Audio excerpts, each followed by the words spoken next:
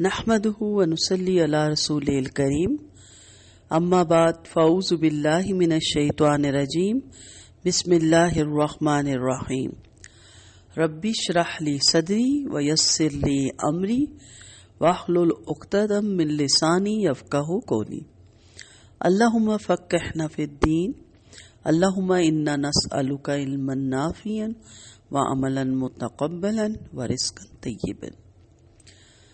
اسلام ایسا مکمل اور جامع مذہب ہے کہ اس نے اپنے پیروکاروں کو زندگی کے ہر گوشے اور ہر پہلو میں رہنمائی فرمائی ہے۔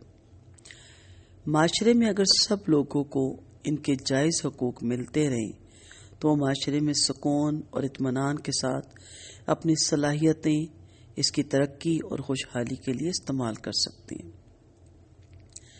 جب یہ حقوق نہیں ملتے تو پھر فساد پھیلتا ہے، بدامنی پھیلتی ہے، اور اس فساد اور بے سکونی کی وجہ سے بہت سی ایسی صلاحیتیں جن سے قوم کو، ملت کو اور ہماری امت کو فائدہ ہو سکتا ہے اور ہماری اپنی ذات کو بھی، وہ سب رہ جاتی ہے۔ معاشرے میں انسان کو جن ہستیوں سے سب سے زیادہ مدد ملتی ہے وہ آپ کے والدین ہیں، جو محض اولاد کو وجود میں لانے کا سبب نہیں ہے بلکہ اس کی پرورش کا ذریعہ بھی ہیں۔ والدین اپنی راحت اولاد کی راحت پر، اپنی خواہش اولاد کی خواہش پر اور اپنی خوشی اولاد کی خوشی پر نثار کر دیتے ہیں۔ اس کے علاوہ ان کی شفقت اولاد کے لیے رحمت باری تعالیٰ کا وہ صاحبان ثابت ہوتی ہے جو اس زمانے کی مشکلات سے بچا کر اسے پرورش کرتی ہیں اور پروان چڑھاتی ہیں۔ یہی وجہ ہے کہ اللہ تعالیٰ نے اپنے لافانی اور لسانی کلام قرآن مجید میں بہت سے مقامات پر اپنے بعد والدین ہی کا حق ادا کرنے پر زور دیا ہے۔ قرآن مجید اور احادیث کی روشنی میں حقوق الوالدین کو سمجھنے کی کوشش کرتے ہیں۔ بارہا آپ یہ آیتیں بھی پڑھ چکے ہوتے ہیں اور حدیثیں بھی، لیکن یاد دہانی کے لیے اگر دوبارہ دہرا لی جائیں تو انشاءاللہ انسان ایک کبیرہ گناہ سے بچ جاتا ہے۔ والدین کا ادب و احترام اور ان کے ساتھ حسن سلوک کا ہر عقل سلیم رکھنے والا شخص، خواہ وہ کسی مذہب اور ملت سے کیوں نہ تعلق رکھتا ہو، قائل ہے۔ قرآن مجید اور احادیث شریف میں بہت سے مقامات پر والدین سے حسن سلوک کرنے کی تلقین فرمائی۔ اگر کوئی ساری عمر بھی والدین کی خدمت کرے تو ان کی پرورش، شفقت اور محبت کا بدلہ ادا نہیں کر سکتا۔ قرآن مجید میں ارشاد ہے، سورۃ بقرہ میں آیت نمبر 83 وَإِذْ أَخَذْنَا مِيثَاقَ بَنِي إِسْرَائِيلَ لَا تَعْبُدُونَ إِلَّا اللَّهَ وَبِالْوَالِدَيْنِ إِحْسَانًا۔ اور جب ہم نے بنی اسرائیل سے اقرار لیا کہ سوائے اللہ کے کسی کی عبادت نہ کرنا اور ماں باپ کے ساتھ نیک سلوک کرنا۔ احسانہ نیک سلوک بھی ہوتا ہے، بھلائی بھی ہوتی ہے، بہت سے اس کے مفہوم بھی نکلتے ہیں، اور احسان بھی ہے۔ احسان تو ماں باپ پہ انسان نہیں کر سکتا، لیکن بعض جگہ ایسے بھی حالات ہوتے ہیں کہ ماں باپ پیدا تو کر دیتے ہیں لیکن اس کے بعد بچوں کی تعلیم و تربیت پہ توجہ نہیں دیتے، اپنی لائف کے ساتھ اتنے مگن ہوتے ہیں کہ بچے بالکل اپنے ان کی شفقت سے بھی محروم رہتے ہیں اور ان کے جو سہولیات اور رزق کا اسباب بننا تھا اس سے بھی محروم رہتے ہیں۔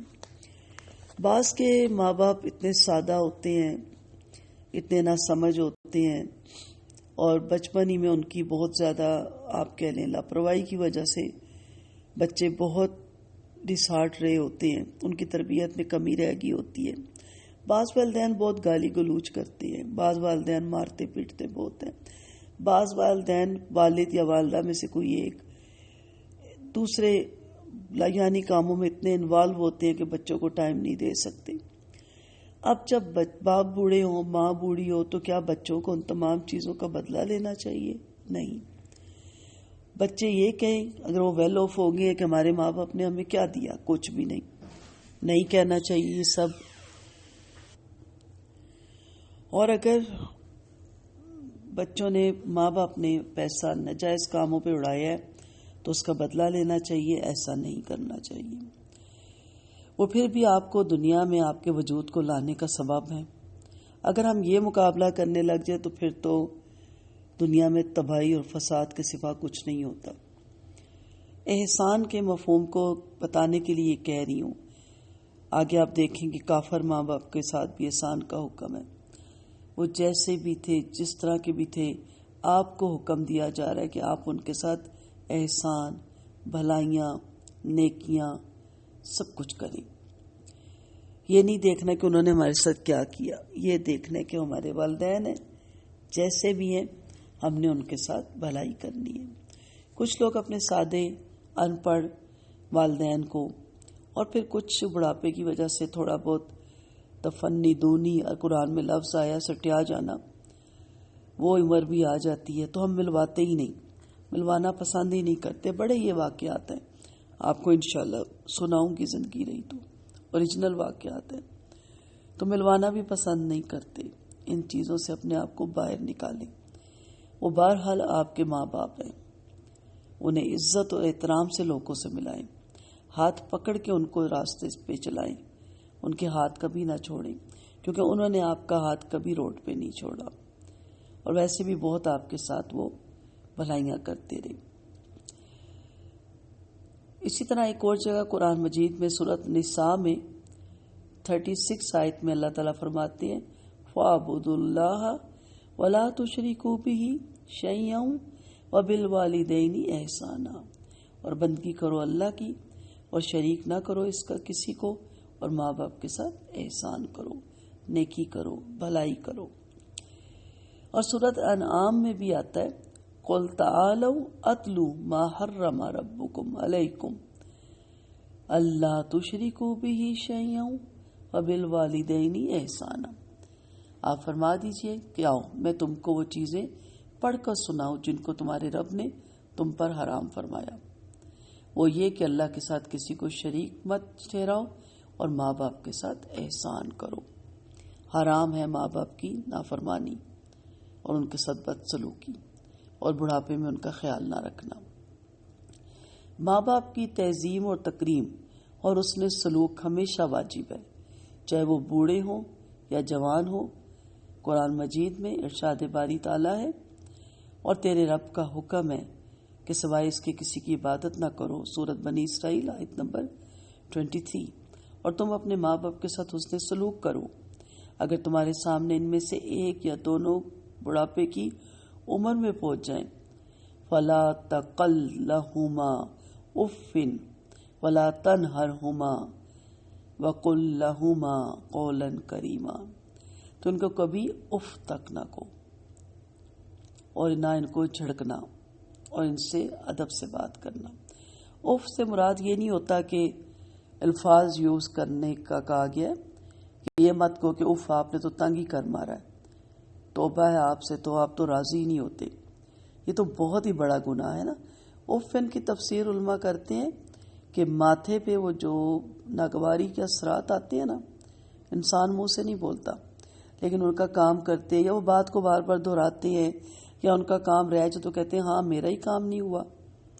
اس وقت انسان کہتا ہے کہ آپ کو تو پتہ ہی نہیں میں کتنا تھکا ہوا آیا ہوں، یا میں کتنی تھک گئی ہوں، آپ کو تو اپنی پڑی رہتی ہے، آپ تو لحاظ ہی نہیں کرتے۔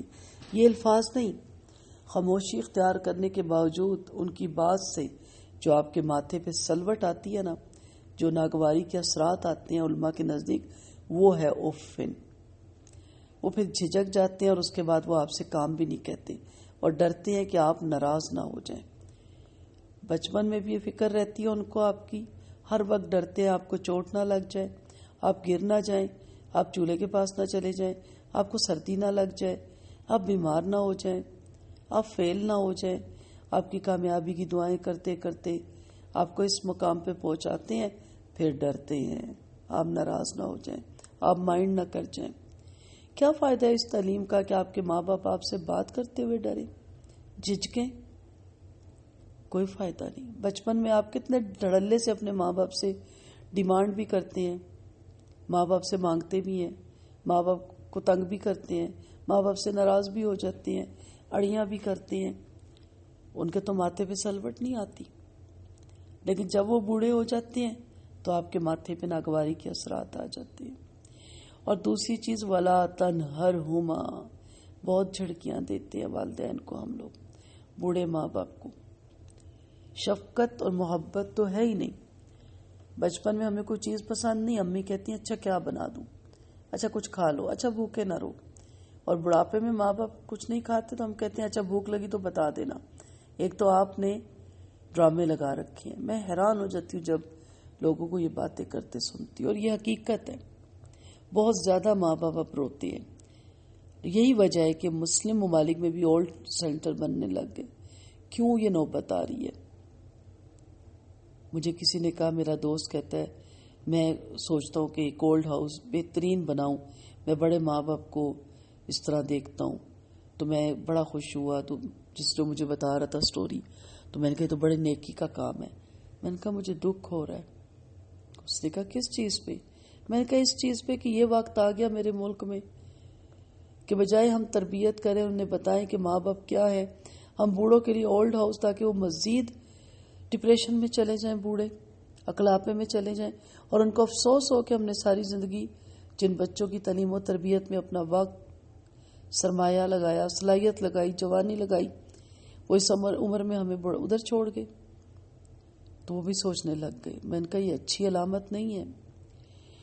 اور کہا جا رہا ہے قُل لَهُمَا قَوْلًا كَرِيمًا، اور ان کو ادب سے ان سے بات کرو، بہترین بات، محبت سے، پیار سے، شفقت سے، احترام سے. ابھی بھی ان کو ایسے لگے کہ آپ، بلکہ حقیقت میں ایسا ہی ہے کہ آپ ان کے انڈر ہیں، آپ ان کے بغیر چل نہیں سکتے، آپ ان کی اجازت کے بغیر کچھ کر نہیں سکتے. بڑھاپے میں والدین کو خدمت کی زیادہ ضرورت ہوتی ہے، جن سے اہل و عیال بھی اکتانے لگتے ہیں. اور زیادہ پریشانی اس وقت ہوتی ہے کہ جب ان کو ڈانٹنے لگ جاتے ہیں اور ان سے الجھنے لگ جاتے ہیں. ہر سعادت مند کا کام ہے کہ اس وقت بوڑھے والدین کی خدمت گزاری اور فرما برداری سے دل نہ ہارے. قرآن کریم نے تنبیہ کی کہ چھڑکنا اور ڈانٹنا تو دور کی بات، ان کے مقابلے زبان میں ہوں بھی مت کرو، بلکہ بات کرتے وقت پورے ادب اور تہذیب کو سامنے رکھو. کہتے ہیں میری فلاں بات سن لی، کہتے ہوں یا اچھا سن لی نا، بار بار مت دہرائے. پاس بیٹھیں، ادب سے تمیز سے بیٹھ کے ان سے بات کریں. غلوف کی حد تک 3 رشتوں میں آپ غلوف کر سکتے ہیں، ورنہ پسندیدہ نہیں ہے. والدین کی فرما برداری، استاد کی اطاعت اور شوہر کی خدمت میں آپ غلوف کی حد تک کام کر سکتے ہیں. سورۃ العنکبوت میں اللہ تعالیٰ فرماتے ہیں وَوَصَّيْنَا الْإِنسَانَ بِوَالِدِهِ حُسْنًا، ہم نے انسان کو اس کے ماں باپ کے ساتھ نیک سلوک کرنے کا حکم دیا ہے، اور اس کے ساتھ یہ بھی جتلایا ہے کہ اگر وہ دونوں تجھ پر اس بات کا زور ڈالیں کہ تو ایسی چیز کو میرے ساتھ شریک ٹھہرائے جس کے معبود ہونے کی کوئی دلیل تیرے پاس نہیں، تو ان کا کہنا نہ ماننا. تم سب کو میرے پاس لوٹ کر آنا ہے، سو میں تم کو تمہارے سب کام جتلا دوں گا. جس طرح اللہ تعالیٰ کا شکر صرف زبان سے چند کلمات نکالنے سے ادا نہیں ہوتا نا، بلکہ پوری زندگی میں ظاہر اور باطن سے اس کے احکامات کی تعمیل کا نام شکر ہے. اسی طرح والدین کی شکر گزاری ان کے حق میں اچھا بول لینے سے اور ان کی تعریف کر دینے سے ادا نہیں ہوتی، وہ ضروری ہے.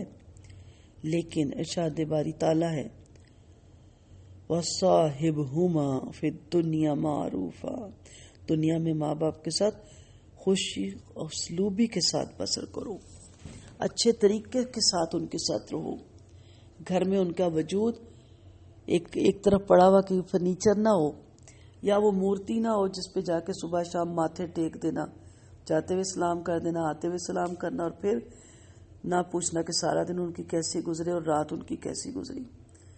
انہیں سوٹ لے کے یا کوئی چیز دے کے دے دینا، جیسے چڑھاوے چڑھائے جاتے ہیں پتھر کی مورتیوں پہ. وہ جیتے جاتے انسان ہیں، ان کی فیلنگ ہے، ان کے ساتھ اسی طرح کا برتاؤ کریں، اسی طرح کا رویہ اختیار کریں جو آپ کا رویہ اپنے بچوں کے ساتھ ہے.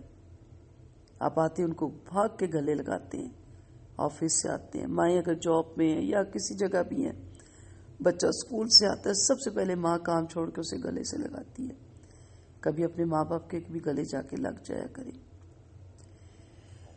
اللہ تعالیٰ نے قرآن مجید میں ماں کے حق میں بہت زیادہ زور دیا. اس کی وجہ بیان کرتے ہوئے علماء کہتے ہیں اولاد کے لیے ماں 3 مشقتیں برداشت کرتی ہے، حمل کی، اسے جننے کی اور دودھ پلانے کی. اسی وجہ سے فقہا نے احسان اور سلوک میں ماں کا حق ماں پہ مقدم رکھا. اور اگر کوئی شخص ایسا ہو کہ اپنی ناداری کی وجہ سے دونوں کے ساتھ سلوک نہیں کر سکتا تو ماں کے ساتھ سلوک کرنا مقدم رکھا. اور حدیثوں سے بھی ہمیں پتہ چلتا ہے، وہاں حدیثوں پہ بات کریں گے کہ ماں کا حقوق مقدم ہے، 3 حصے زیادہ ہیں. سورۃ لقمان ہی میں آتا ہے، اور ہم نے انسان کو اس کے ماں باپ کے حق میں تاکید کی کہ ہر حال میں ان کا ادب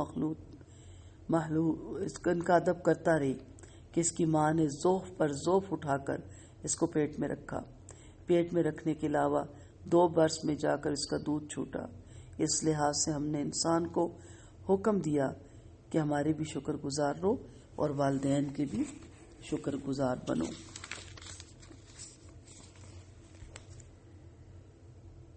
ماں کی خدمت گزاری جو باپ کا بھی حق کم نہیں کرتی، لیکن 3 حصے زیادہ ہے، اور ماں کی نافرمانی اللہ نے حرام کر دی ہے.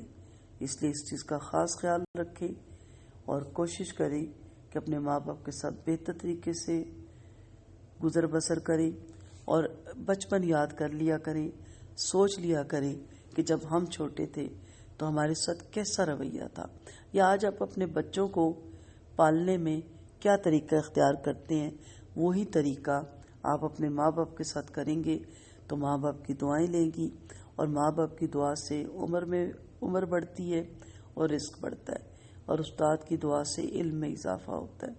تو آپ کوشش کریں جب تک ان کی زندگی ہے، جن کے سلامت ہے، جن کے نہیں ان کے بارے میں بھی بتائیں گے کیا طریقہ کار ہے، جن کے ہیں انہیں قدر کرنی چاہیے اور ان کے ساتھ ان کی دعائیں لینی چاہیے. وہ ایک برگر کا درخت ہوتے ہیں، ان کا سایہ بہت ہوتا ہے، ان کے چلے جانے کے بعد پھر بہت محرومیاں ہوتی ہیں، بہت اداسیاں ہوتی ہیں، ان کی کمی کوئی پوری نہیں کر سکتا. حقیقت یہ ہے کہ وہ ہوتے ہیں تو قدر نہیں ہوتی، اور وہ نہیں ہوتے تو پھر ہم قبروں پہ جا کے روتے ہیں. اس سے پہلے کہ ان سے ملاقات کرنے کے لیے قبرستان جانا پڑے، قبر کے پاس، اور ان سے ملاقات بھی نہ ہو، اس سے بہتر ہے کہ آپ گھروں میں ان کے پاس بیٹھیں، گھروں میں ان سے ملاقات کریں، وقت نکالیں. وقت نکلتا نہیں، مصروفیت بہت زیادہ ہے، لیکن اس مصروفیت میں سے جو قریب ہیں وہ روز وقت نکالیں. جو گھر میں ہیں وہ تو بہت زیادہ وقت دیں، جو دوسرے شہر میں ہیں وہ روزانہ کی بیس پہ وقت نکالیں، یعنی شہر کے اندر ہی اگر کسی اسٹریٹ میں ہیں، اور جو دوسرے سٹی میں ہیں تو مہینے میں ٹائم نکالیں. پھر یہ وقت ہوگا لیکن والدین نہیں ہوں گے، اور پھر صرف افسوس ہوگا، اور اس افسوس کا کوئی فائدہ نہیں. قدر کرنی ہے تو زندگی میں ان کی قدر کیجیے، مرنے کے بعد تو دشمن بھی دعائیں دینے لگ جاتے ہیں. زندگی میں قدر کیجیے. وآخر دعوانا ان الحمد للہ رب العالمین. سبحانک اللہم و بحمدک، نشہد ان لا الہ الا انت، نستغفرک و نتوب الیک. السلام علیکم ورحمۃ اللہ وبرکاتہ.